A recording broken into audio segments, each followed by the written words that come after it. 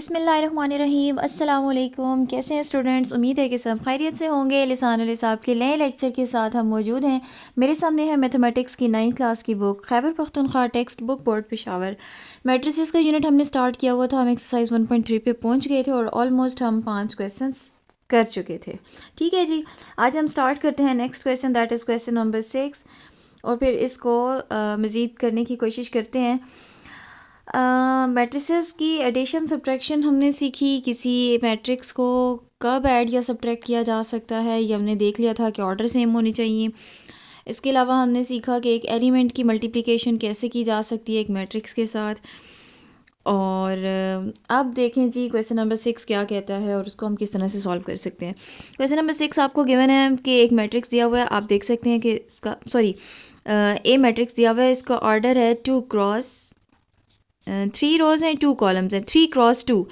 इसी तरह से बी मैट्रिक्स का भी यही ऑर्डर है, यानी 3 रोज़ और 2 कॉलम्स, दोनों के सेम ऑर्डर्स हैं। इसका मतलब ये है कि इनको ऐड या सब्ट्रैक्ट किया जा सकता है। ठीक है, एनीवेज अभी आपने ऑर्डर तो चेक नहीं करना, बस आपको ये दिया हुआ है कि 2 मैट्रिसेस हैं और आप इसमें से x फाइंड करें। एक इक्वेशन आपको दे दी गई है 2a + 3x = 5b। ए क्या है, कैपिटल लेटर्स में है, एक्स कैपिटल लेटर में है, बी भी, ये सारे मैट्रिसेस को शो कर रहे हैं। ए आपको गिवन है, एक्स आपने फाइंड करना है, बी भी आपको गिवन है। ठीक है, ए के साथ 2 ने मल्टीप्लाई होना है, एक्स के साथ 3 ने, और इसी तरह से 5 ने बी के साथ मल्टीप्लाई होना है। इसको बिल्कुल अलजबरा की इक्वेशन की तरह समझें। आपको जिस एलिमेंट को फाइंड करना होता है, जिस वेरिएबल को, अलजबरा में भी जैसा कि अभी भी आपको एक्स फाइंड करना है, एक्स मैट्रिक्स है चूँकि, तो आप क्या करते हैं कि इक्वेशन में एक्स्ट्रा टर्म्स पहले शिफ्ट करते हैं। जैसे कि अभी एक्स्ट्रा टर्म क्या है 2a, इसको शिफ्ट करेंगे, ये -2a बन जाएगा दूसरी साइड पे जाके। ठीक है, और फिर हम x को आइसोलेट करेंगे नॉर्मली जैसे अलजबरा में करते हैं। ठीक है, बाद में हम वैल्यूज़ पुट करते हैं। मैं स्टार्ट करती हूँ फिर साथ साथ समझते हैं। ठीक है जी, क्वेश्चन मैंने लिख लिया अपने पास। क्वेश्चन नंबर 6 है हमारे पास और इसके सोल्यूशन पे चलते हैं। इक्वेशन है आपके पास 2a + 3x = 5b। मैंने कहा कि इसको भी अलजबरा की इक्वेशन की तरह समझें कि x को आइसोलेट करना होगा। तो पहले से आप मैट्रिसेस की वैल्यूज़ ना पुट करें। अगर मैं यहाँ पे a पुट कर देती हूँ और 5 के साथ b भी मैट्रिक्स पुट कर देती हूँ, तो मुझे शिफ्टिंग के टाइम पूरा मैट्रिक्स शिफ्ट करना पड़ेगा, जो कि टाइम कंज्यूमिंग होगा। इसलिए बेहतर ये है कि आप इस इक्वेशन को पहले से जितना सिंप्लीफाई कर सकते हैं करें, उसके बाद वैल्यूज़ पुट करें। ठीक है, और अगर पहले कर भी लें तो कोई इशू नहीं है। मैंने कहा कि x को फाइंड करना है, x के अलावा जितनी भी टर्म्स हैं उनको शिफ्ट करें। राइट साइड पे 2a एक ही टर्म है तो ये शिफ्ट होगी। ठीक है, -2a बन गया। अभी भी x आइसोलेट नहीं हुआ। क्यों नहीं हुआ? वो इसलिए कि x के साथ अभी भी 3 मल्टीपल में मौजूद है। तो मैंने आपको लास्ट लेक्चर में बताया था कि किसी मैट्रिक्स के साथ अब एक एलिमेंट है, इसको शिफ्ट करना है दूसरी साइड पे भी, तो ये मैट्रिसेस की एडिशन सब्ट्रैक्शन हो रही है, तो ये भी फाइनली एक मैट्रिक्स ही रह जाएगा जब सब्ट्रैक्ट हो जाएगा। तो क्या होगा, ये 3 वहाँ पे जाके एक मैट्रिक्स से डिवाइड नहीं कर सकते, क्योंकि एक मैट्रिक्स की एक एलिमेंट के साथ डिवीज़न पॉसिबल नहीं है। इस बात को हमने डिटेल से लास्ट लेक्चर में सीख लिया था। जो स्टूडेंट सिर्फ अभी सुन रहे हैं, मैं उनको सजेस्ट करती हूँ कि पहले इससे पहले वाला लेक्चर आप सुन लें। तो मैंने एक दूसरा तरीका ये बताया था कि डिवीज़न तो डिफाइंड नहीं है, तो आप क्या करेंगे, 3 को शिफ्ट करने के लिए 1/3 करके इसको मल्टीप्लाई कर देंगे दैट मैट्रिक्स के साथ। ठीक है जी, तो यहाँ पे x कैसे आइसोलेट होगा, जब 1/3 करके आप इस मैट्रिक्स के साथ मल्टीप्लाई कर देंगे। Bracket means multiplication. ओके जी, अब मैं वैल्यूज़ पुट करती हूँ। ये सारी शिफ्टिंग मैंने पहले इसलिए कर ली, अब मेरे पास x आइसोलेट हो गया। अब मैं आराम से बस सिर्फ इस राइट हैंड साइड को सॉल्व करूँगी और मेरे पास आंसर आ जाएगा। ठीक है जी, अब मैं करने जा रही हूँ वैल्यूज़ को पुट। अच्छा, 1/3 एज इट इज़ रहेगा, इसको हम लास्ट में मल्टीप्लाई करेंगे। पहले हम देख लेते हैं कि अंदर क्या क्या मल्टीप्लिकेशन चल रही है। 5 के साथ b मल्टीप्लाई हो रहा है, b मैट्रिक्स है 8 0 4 -2 3 6। मैट्रिक्स की ब्रैकेट को आपने चेंज नहीं करना। ठीक है, इसको ये एक स्टैंडर्ड है। बाकी ये जो ब्रैकेट मैंने खुद से लिया वो राउंड या कोई और ले लें। -2 और फिर a मल्टीप्लाई हो रहा है तो यहाँ पे a मैट्रिक्स आ जाएगा। 2 -2 4 2 -5 1। और स्मॉल ब्रैकेट क्लोज्ड। ठीक है जी, वैल्यूज़ पुट हो गई। अब आप इनको मल्टीप्लाई कीजिए और सॉल्व करें। 1/3 चलता रहेगा लास्ट तक जी। 5 multiplied by 8, 5 multiplied by 0, 5 into 4, 5 into -2, 5 into 3 and 5 into 6। ये भी हमने लास्ट लेक्चर में सीख लिया था कि कैसे मल्टीप्लिकेशन होती है, इसलिए मैंने अभी डिटेल में बात नहीं की। ठीक है जी। इसी तरह से ये भी एक एलिमेंट है, मैट्रिक्स के साथ मल्टीप्लाई हो रहा है, तो हर एलिमेंट के साथ बारी बारी मल्टीप्लाई हो जाएगा। 2 इंटू 2, 2 इंटू -2,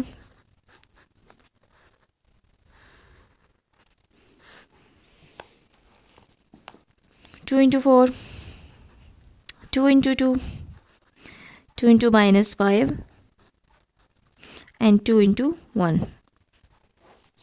आप डायरेक्ट भी मल्टीप्लाई करके जो प्रोडक्ट आता है उसको लिख लीजिएगा। अब मैंने आपको समझाने के लिए एक एक चीज़ को लेके चल रही हूँ। अगर अगले क्वेश्चंस में इसी तरह से आ रहा है तो मैं डायरेक्ट 5 इंटू 8 का आंसर लिख दूँगी। ठीक है, आपका वक्त बचाने के लिए। आपके लिए ज़रूरी है कि आप एक एक स्टेप को ही आगे लेके चलें, जैसा कि मैंने यहाँ पे बताया। 5 4 are 20, 5 into -2 is -10, 5 3 are 15, 5 6 are 30. Minus, this is 4, -4, 4 2s are 8, 2 2s are 4, 2 5 -5s are 10 and 2 1s are 2. अब इन दोनों की सब्ट्रैक्शन करनी है, करस्पॉन्डिंग एलिमेंट्स सब्ट्रैक्ट होंगे। 40 फर्स्ट एलिमेंट है, माइनस करेंगे इसमें से 4, 0 माइनस -4,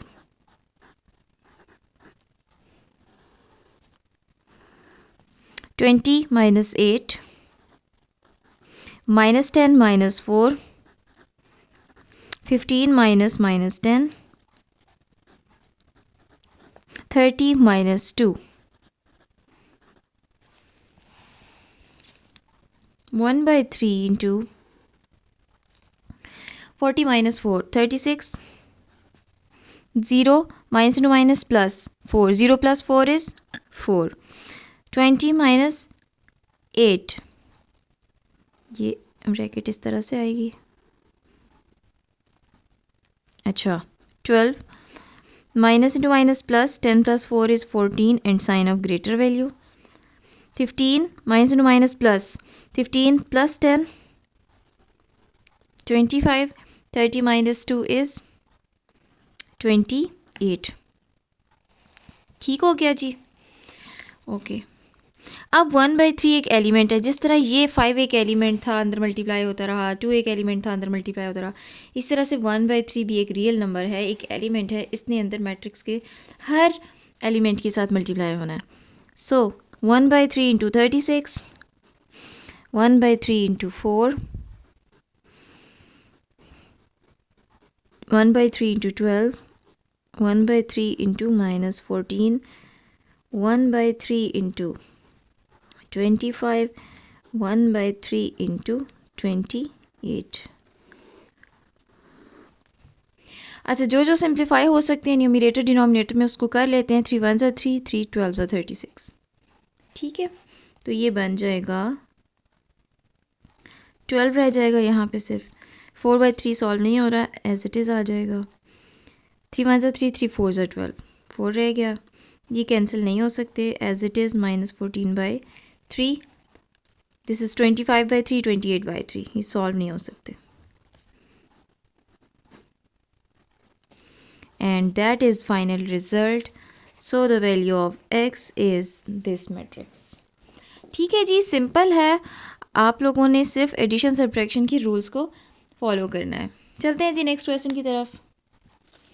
नेक्स्ट क्वेश्चन है जी हमारे पास, find the value of x y z and w if this is an equation. ठीक है, अब ये भी मैट्रिसेस दिए हुए हैं बीच में आपको, जिस तरह से लास्ट क्वेश्चन में इक्वेशन और मैट्रिसेस दिए हुए थे। ठीक है, यहाँ पे वैल्यूज़ हमने खुद पुट की, यहाँ पे किसी मैट्रिक्स की वैल्यू उसने खुद से दे दी है। ठीक है, आपने से फाइंड करना है जी X Y Z and W, जहाँ जहाँ एक्स वाई जेड डब्ल्यू आ रहा है उसको फाइंड आउट करना है।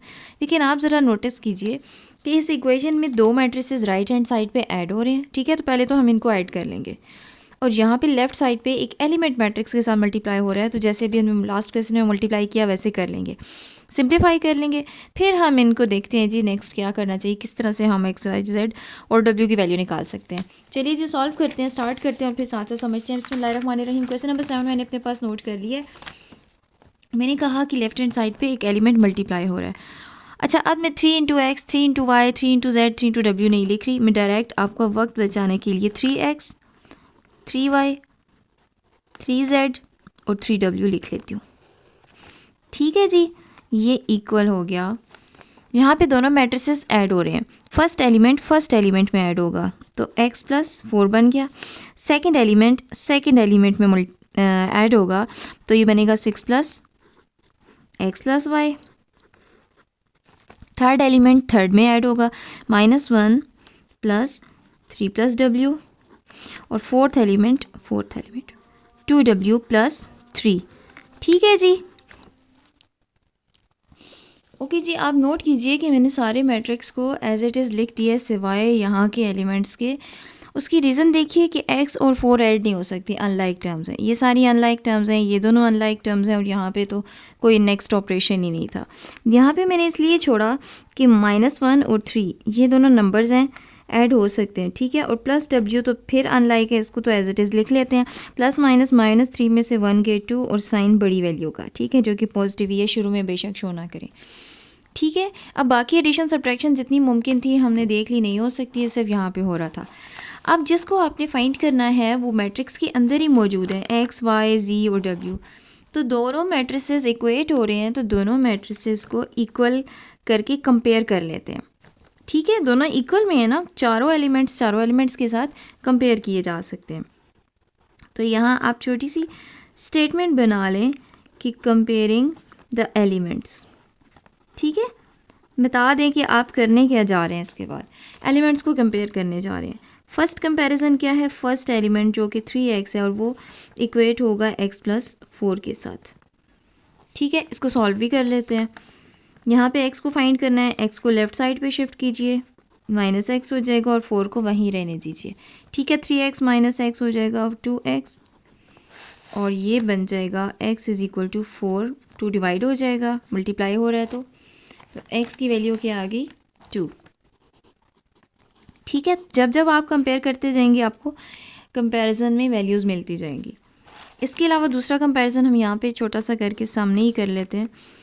3y इक्वल है 6 प्लस x प्लस वाई के। 3y is equal to 6 plus x plus y. ठीक है जी। अच्छा, ये जो x की वैल्यू आई है ना वो भी आपको फ़ायदा देगी। अब यहाँ पे 3y और ये y शिफ्ट कीजिए, -y हो जाएगा ताकि दोनों y की टर्म्स सॉल्व हो जाएं और 6 प्लस x रह गया। 3y में से 1y गया 2y और ये बना 6 प्लस, अब x की जगह x नहीं बल्कि x की वैल्यू पुट कीजिए, दैट इज़ 2। 6 प्लस 2 बनेगा 8, सो 2y इक्वल्स टू 8 और y को आइसोलेट करने के लिए 2 मल्टीप्लाई हो रहा है तो दूसरी साइड पे जाके डिवाइड हो जाएगा and that is y is equal to 4। ठीक हो गया जी। अब ये y की वैल्यू भी और x की वैल्यू भी फिर आगे किसी कंपैरिजन में काम आएगी। तीसरा कंपैरिजन है जी 3z is equal to 2 plus w। Third comparison 3z is equal to 2 plus w। अच्छा, इसमें z की वैल्यू भी नहीं पता हमें। ठीक है, इसके अलावा w की वैल्यू भी अभी तक फाइंड नहीं हुई है, तो आप थर्ड कंपैरिजन को पेंडिंग रखिए और फोर्थ कंपैरिजन पे आ जाइए। 3w equal to 2w plus 3। अब यहाँ कुछ सॉल्व नहीं हो सकता था, ठीक है, इसलिए स्किप करना पड़ा। 3w, ये w की टर्म्स आ गई हैं, शिफ्ट करनी पड़ेंगी। 2w को शिफ्ट करेंगे तो -2w that is equal to 3। 3w minus 2w is 1w and that is equal to 3। यहाँ से आपको w की भी वैल्यू मिल गई। ये w की वैल्यू आप इसमें पुट कीजिए, 3z is equal to 2 plus and w is 3। ठीक है, यहाँ से मैंने इसको पुट किया, तो ये क्या बन जाएगा, 3z is equal to 3 plus 2 is 5 and so z is equal to 5/3 multiply हो रहा है तो डिवाइड हो जाएगा। सो वैल्यूज़ सारी फाइंड आउट हो गई। So the values of x, y, z and w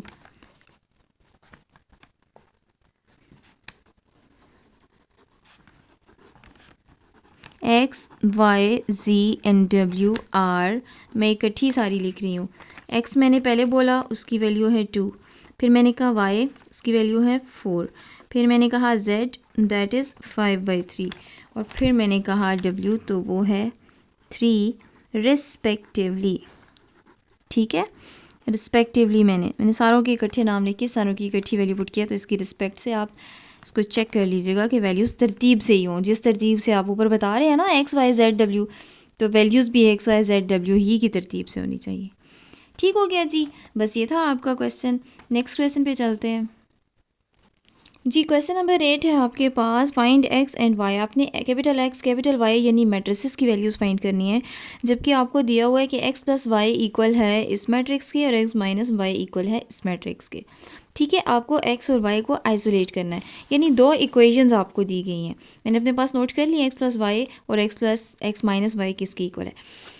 अब ऐसा है कि यहाँ से आपने इसको एक्स को या वाई को आइसोलेट करना है। एक तो तरीका ये है कि आप एक इक्वेशन से कि एक्स या वाई की वैल्यू निकालें। जैसे फर्स्ट अगर इक्वेशन की मैं बात करूँ तो वाई सपोज़ मैं शिफ्ट करती हूँ दूसरी साइड पे माइनस वाई हो जाएगा और यहाँ सिर्फ एक्स रह जाएगा। फिर ये वैल्यू उठा के इस इक्वेशन में पुट कर दीजिए एक्स की जगह। ठीक है, ये तो सब्सटीट्यूशन मेथड हो गया। ये आप बिल्कुल रिलेट करें अलजेब्रा के साथ। दो इक्वेशंस दी होती हैं सिमल्टेनियसली, आप कैसे सॉल्व करते हैं उसको सब्सटीट्यूशन मेथड से करें, एलिमिनेशन मेथड से करें, या फिर कोई ग्राफिकल मेथड यूज़ कर लें। ठीक है, तो मैं यहाँ पे यूज़ करती हूँ जी एलिमिनेशन मेथड, यानी ये इक्वेशन और दूसरी इक्वेशन को ऐड या सब्ट्रैक्ट कर लेती हूँ। यहाँ से कुछ ना कुछ कैंसिलेशन हो जाएगी, सिंप्लीफाई होते जाएंगे और फिर हम वैल्यूज़ उठा के पुट कर देंगे। आसान होगा सिंप्लीफिकेशन मेथड। आप क्या करना कि फ़र्स्ट इक्वेशन को इक्वेशन 1 और दूसरी को इक्वेशन 2 का नाम दे दें। मैं दोबारा से नहीं लिख रही आपका वक्त बचाने के लिए। ठीक है जी, और मैं यहीं पे स्टार्ट करती हूँ कि मैं इन दोनों को क्या करने जा रही हूँ। ऐड कर लेती हूँ। ऐड से साइंस चेंज नहीं होते, जो पहले से प्लस और माइनस होगा वाई वो खुद ही कैंसिल हो जाएगा। सब्ट्रैक्ट भी कर सकते हैं, सब्ट्रैक्ट के केस में आपका एक्स एलिमिनेट हो जाएगा। ठीक है, तो मैं यहाँ मेंशन करती हूँ एडिंग इक्वेशन 1 एंड 2, यानी इन दोनों को मैं ऐड करने जा रही हूँ। अब कैसे ऐड होगा, जिस तरतीब से लिखी हुई हैं इक्वेशंस को वैसे ही पहले लिख लें कि x plus y is equal to 5 2 0 9 and x minus y is equal to 3 6 0 -1। ठीक है, ऐड करने से क्या होता है, ये plus y minus y cancel हो जाएगा and x plus x is 2x। ठीक है जी, कैपिटल एक्स ही कैपिटल वाई लिखिएगा क्योंकि ये मैट्रिसेस के नाम है। इसी तरह से राइट हैंड साइड्स भी ऐड हो जाएंगी, यानी 5 2 0 9 पहला मैट्रिक्स ऐड हो जाएगा दूसरे मैट्रिक्स 3 6 0 -1 में। ठीक है जी, इस तरह से अब आप करस्पॉन्डिंग एलिमेंट्स को ऐड कर लें जी। करस्पॉन्डिंग एलिमेंट्स की एडिशन मैंने नोट कर ली है और अब मैं इसको सॉल्व करने जा रही हूँ। 5 + 3 is 8, 6 + 2 8, 0 + 0 is 0 and 9 plus minus. Plus into minus is minus. So 9 - 1 is 8. ठीक है जी, अब ये मैट्रिक्स ये 2x की वैल्यू आ गई, जबकि आपको फाइंड करनी है x की वैल्यू। मल्टीप्लाई हो रहा है 2, दूसरी साइड पे जाके क्या हो जाएगा, डिवाइड। लेकिन फिर वही बात, क्या एक मैट्रिक्स से एक एलिमेंट डिवाइड किया जा सकता है? नहीं, तो डिवाइडेड बाई 2 के बजाय आप यहाँ पे करेंगे 1/2 × 2। ठीक है जी, इस पे डिटेल से बात हो चुकी है और मेरे ख्याल से अब आपको समझ आ गई होगी। अब 1/2 एक रियल नंबर है, इसको बारी बारी अंदर हर एलिमेंट से मल्टीप्लाई करें।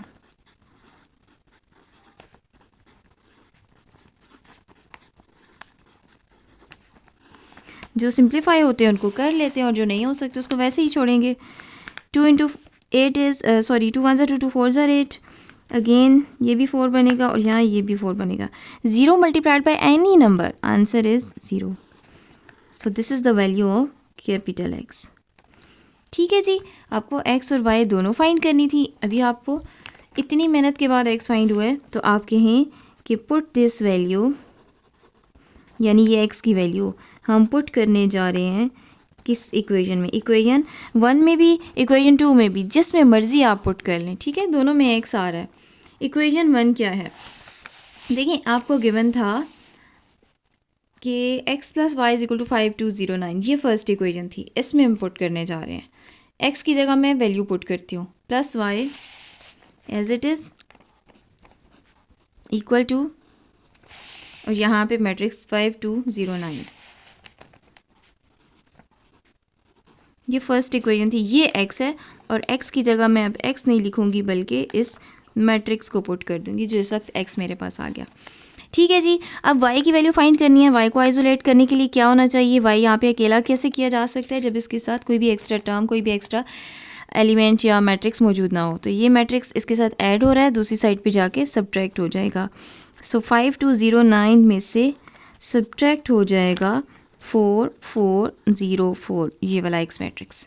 ठीक है जी, रिस्पेक्टिवली फर्स्ट एलिमेंट में से फर्स्ट एलिमेंट, दूसरे एलिमेंट में से दूसरा एलिमेंट, और इसी तरीके से 0 - 0 9 - 4 हर एलिमेंट करस्पॉन्डिंगली सब्ट्रैक्ट करते जाएंगे तो हमारे पास y की वैल्यू आ जाएगी। 5 - 4 इज़ 1, +- 4 में से 2 गए 2, और साइन बड़ी वैल्यू का, 0 - 0 is 0, 9 - 4 is 5, and that is the matrix y। ठीक है जी, x की वैल्यू भी आ गई, y की वैल्यू भी आ गई।